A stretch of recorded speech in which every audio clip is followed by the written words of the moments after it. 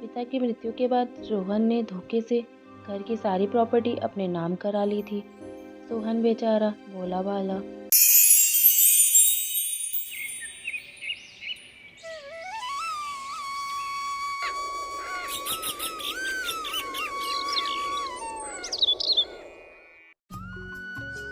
सुंदरनगर गांव में रोहन और सोहन नाम के दो भाई रहते थे।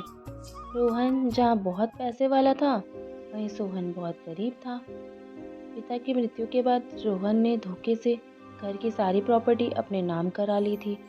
सोहन बेचारा भोला भाला। फिर भी उसने कुछ नहीं कहा और अपने भाई के घर के बगल में ही एक छोटी सी झोपड़ी बनाकर अपनी पत्नी के साथ रहने लगा। रोहन एक बहुत बड़ी कंपनी में काम करता था। वहीं दूसरी तरफ सोहन बाजार में फल बेचने का काम करता था, जिससे वह बड़ी मुश्किल से ही अपने घर का गुजारा करता था। कभी कभी तो उसके एक भी फल ना बिकने के कारण उसके पास खाने तक के पैसे नहीं होते थे। फिर एक दिन वह नदी के किनारे जंगल से होते हुए अपने घर लौट रहा था। तभी उसे अचानक एक आवाज़ आती है। कोई मुझे पानी पिला दो, मुझे बहुत प्यास लगी है। काफी दिनों से मैंने पानी नहीं पिया है, मेरा गला सूख रहा है। कृपया करके मुझे पानी पिला दो। अरे, ये आवाज कहाँ से आ रही है? किसको प्यास लगी है? कौन है भाई? सामने आओ। जब सोहन सामने देखता है तो यह आवाज़ एक पेड़ से आ रही होती है। मैं हूँ बेटा, मुझे बहुत प्यास लगी है। मैं काफी दिनों से प्यासा हूँ और काफी दिनों से यहाँ बारिश भी नहीं हुई है, जिस वजह से मेरी जड़ें पानी के बिना सूखी जा रही है। कृपया करके तुम मुझे पानी पिला दो, मुझे बहुत प्यास लगी है। पेड़ की बातें सुनकर सोहन नदी से पानी लेकर आता है और पेड़ को पिला देता है। बेटा, यह एक जादुई अंगूठी है, इससे तुम्हारे हालात ठीक हो जाएंगे। पर ध्यान रखना, तुम्हें जब भी कोई गरीब दिखे या कोई तुमसे मदद मांगे तो उसकी हमेशा मदद करना। अगर तुम ऐसा नहीं करोगे तो यह जादुई अंगूठी गायब हो जाएगी। ठीक है पेड़ जी, मैं हमेशा आप सबकी मदद करूँगा, जितना मुझसे हो सके। अब मैं घर जाता हूँ, मेरी पत्नी मेरा इंतज़ार कर रही होगी।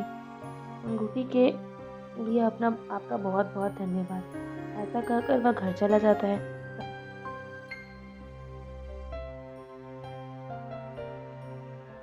घर आते ही वह सीमा को आवाज़ देता है।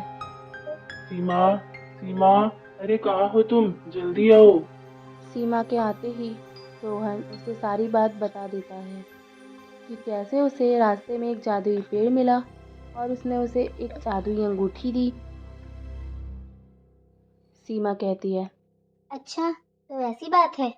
फिर तो इस अंगूठी से थोड़े पैसे मांग कर देखो, पता तो चले ये अंगूठी काम करती भी है या नहीं। सोहन जैसे ही अंगूठी से पैसे के लिए कहता है, उसके सामने तुरंत पैसे आ जाते हैं। पैसों को देखकर वह दोनों बहुत खुश हो जाते हैं। फिर ऐसा वह रोज रोज करने लगते हैं।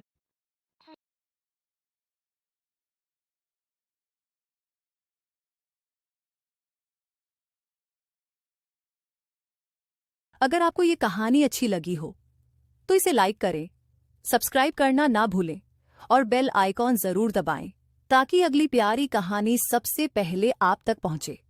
आपका अपना चैनल शिवानी टून्स, जहां हर कहानी में छिपा है एक जादू और सीख।